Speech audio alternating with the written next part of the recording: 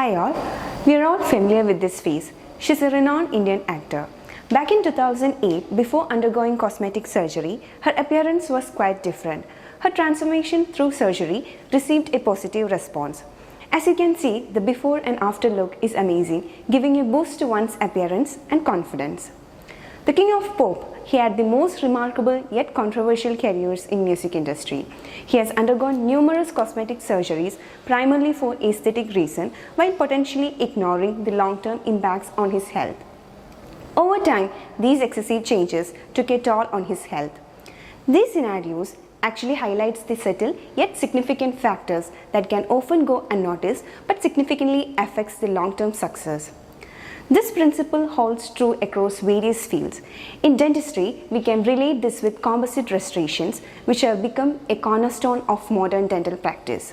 While doing a restoration, there are subtle yet significant factors which, when missed, can lead to failure of a restoration.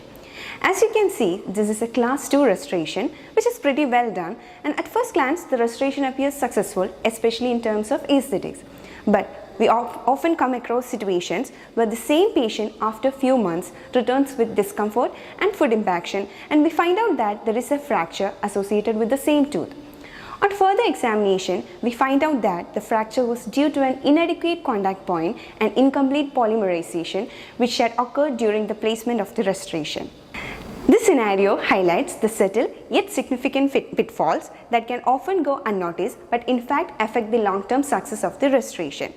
So our discussion is on the topic hidden pitfalls in composite restorations, commonly overlooked aspects you should know. Caries removal plays an important role in ensuring the success of bonding in composite restoration. Proper removal of caries tissue not only facilitates effective adhesion but also prevents post-operative complications like sensitivity, microleakage, and restoration failure. But you might have often noticed that we may either end up in inadequate removal of caries tissue or excessive removal of the tooth structure. Inadequate removal of caries can affect the bonding, whereas oversights reduction can lead to unnecessary loss of tooth structure. So what do you think can be a solution for this? We can go for caries detected dyes in such situations. And how do they act? Caries detected dyes get absorbed into the porous dentine in the caries tooth. The dye stains the infected dentine more intensely than affected dentine. So this is how they basically work. These are some of the dyes available in the market. Caries detected dyes by Kuria, Caries Finder by Danville, Seek by Ultradent. While these dyes are useful, there is a drawback associated with dyes like Kuria. Sometimes these dyes can also stain the non-infected dentine, which are slightly demineralized dentine, along with the infected dentine, and these appear as light pink areas. So studies have mentioned that it is better to leave the dentine stained light pink to avoid excessive removal, as they are not infected but only slightly demineralized. Dyes like Kuria contain 1% propylene glycol, which has a lesser molecular weight compared to caries check dyes. Hence, these dyes with greater molecular weight shows reduced diffusional properties in porous tissue and prevent overstaining and excessive removal of sound dentine. We have discussed about the caries detected dyes, and it is important to note that when these dyes are used with proper techniques, the results improve significantly. The peripheral seal zone concept is one such approach that focuses on preserving healthy tooth structure. Central stop zone is nothing but it's an area over the pulp where partial caries removal is indicated to avoid exposure of the pulp. Caries removal endpoints are used to avoid pulp exposure during the caries removal. These are measured using a calibrated periodontal probe angled along the axis of the tooth. These are placed horizontally 3 mm measured interproximally from adjacent tooth marginal ridge and vertically 5 mm measured occlusally from the KO surface margin. So what is the significance of giving infinity bevels? The concept behind giving an infinity bevel is rooted in the idea of end-on edging as explained in David Clark's preparation technique. When viewed under magnification, enamel rods have both sides and ends. During edging, the acid penetrates more effectively into the ends of the enamel rods compared to the sides. By creating an infinity bevel, a larger portion of the enamel rod end is exposed, which enhances the etching process. This results in better resin penetration, stronger bonding, and ultimately more effective end-on etching. The significance of infinity bevel lies in its ability to optimize these factors. Once caries removal is done, we move on to our most crucial part, which is etching. When etching a tooth for composite restoration, several subtle but critical factors can be overlooked. Missing these can lead to compromised bond strength, reduced longevity, and increased sensitivity of the restoration. We are not supposed to overetch or underetch the enamel. Overetching enamel, especially with high concentration of phosphoric acid, can weaken the enamel and reduce the bond strength. Conversely, underetching may result in insufficient micromechanical retention, particularly on enamel.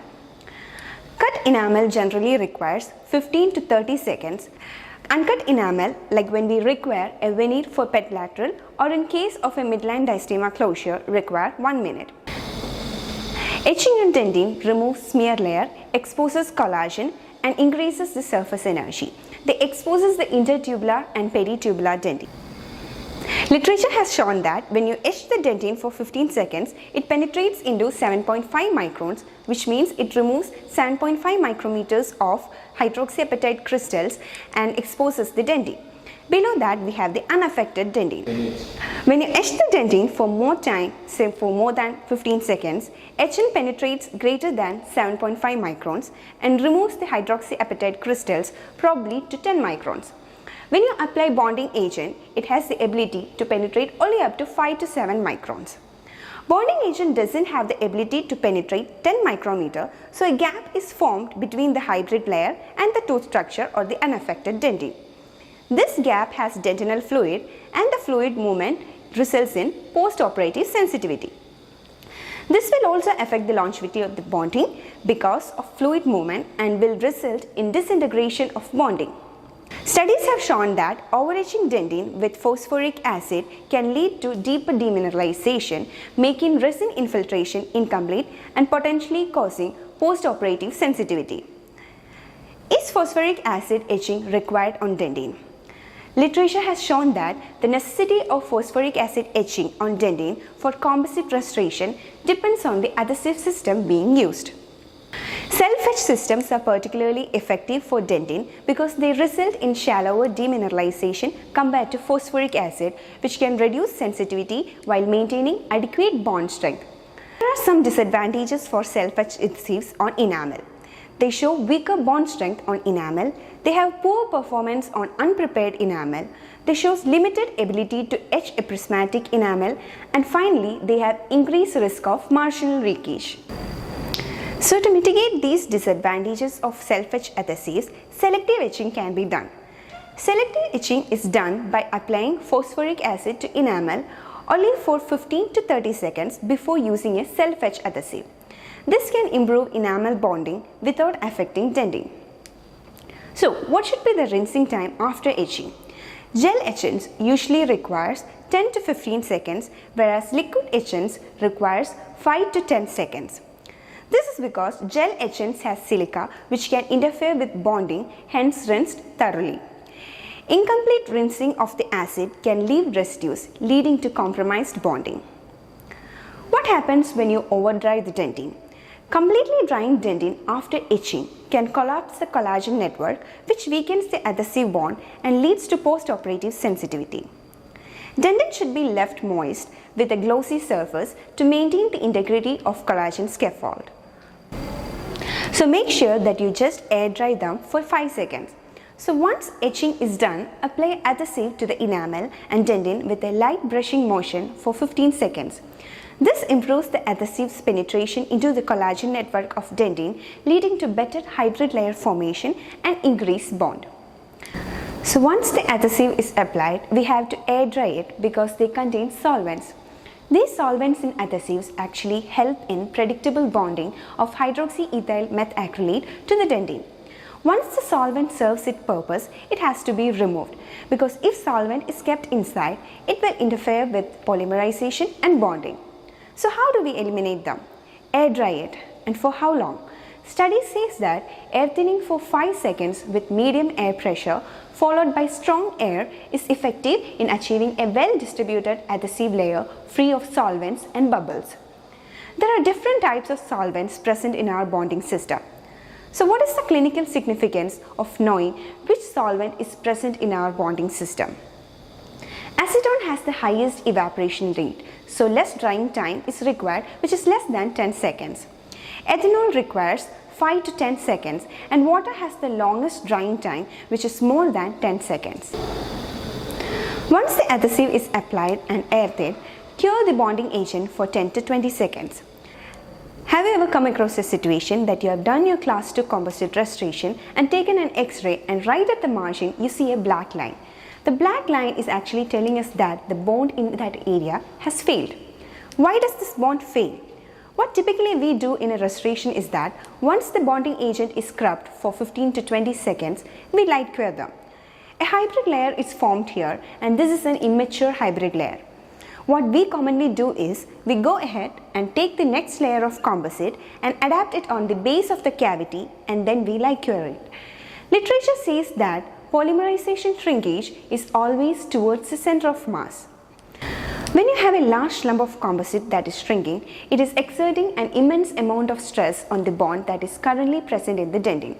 As I told before, the dentin bond is not mature, which is the reason why often immediately after light curing the first increment of composite, your bond from the base or the pulpal floor is immediately broken. So the black line is telling us that the bond in that area is failed. This is the reason why patient often complains of pain or sensitivity after the composite restoration. So in order to avoid this, we apply the concept of decoupling with time by David Elliman. That is, after applying the bonding agent, light cure the bonding agent and then wait before you cure the next increment of composite. Study says that the deeper you go into the tooth for class 2, the more you should wait after curing the bonding agent. This is based on the concept of hierarchy of bondability, which states that different parts of the tooth form different bond strength and these bonds take different lengths of time to develop. That is, different parts of a tooth establish the hybrid layer at different strength. This relates to the concept of decoupling with time. The bond actually takes 120 hours, that is 5 days to mature completely. That doesn't mean you need to wait for that long. Just wait for 5 minutes if it's in the radicular dentin. Wait for 3 minutes if it's in the cervical dentin. And just wait for at least 1 minute if it's in the middle dentin. Another main reason for the failure of a restoration is associated with the technique we use to adapt the composite to the walls. Make sure that you do not condense the composite but adapt them to the walls. The C factor is an important clinical consideration because it affects the bond strength and bond integrity. Studies have shown that increasing the C factor decreases the bond strength. In cavities with high C factor, for example in a class 1 and class 2 cavities, use incremental layering to control shrinkage and stress. In cavities with a low C factor, for example in a class 4 cavity, bulk fill techniques can be more feasible. Study says that 3-site curing method followed by the use of an oblique layering technique has been considered to be a good approach for composite layering technique and aid with the reduction of polymerization shrinkage. In 3-site technique, light curing of composite is done with the help of a clear matrix along with the reflective wedges helps in achieving excellent results. Here, the composite is cured by directing the curing light through the matrix and wedges to prevent any void at the gingival margin. Addition of wedge-shaped composite material in increment is done to further inhibit distortion of cavity walls and reduce the C factor. Here polymerization is achieved by cavity walls as well as through the occlusal sides. Thus, the 3-site technique is the best technique for composite restoration followed by the oblique layering techniques as it overcomes the problem of polymerization shrinkage, which is the most common reason for the failure of a restoration. So moving on to the overlooked aspects in polishing. So the first one is over polishing or heat generation. Excessive polishing can generate heat, especially with high speed polishers, and can damage the pulp and cause microfractures. To avoid this, use intermittent light pressure and keep the surface cool. So second one, surface scratches. Inadequate polishing steps or skipping grids can leave scratches that can trap plaque or stains. Using an inappropriate sequence of polishers or not following a stepwise approach from coarse to fine grit often results in a rough, uneven surface. Next one, loss of contours and margin. Aggressive polishing may flatten anatomical contours and over-polish margins, reducing the restoration's natural appearance and compromise marginal adaptation. Careful technique with controlled pressure is needed to maintain natural anatomy and prevent over-polishing.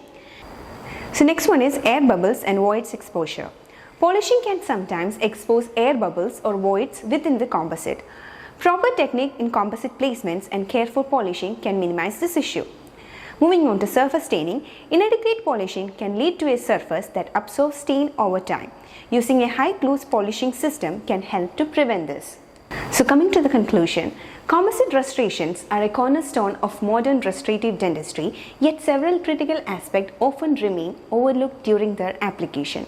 Proper case selection, meticulous attention to adhesive protocols, incremental layering to minimize polymerization shrinkage, and a comprehensive understanding of biomechanical constraints are paramount for long-term success.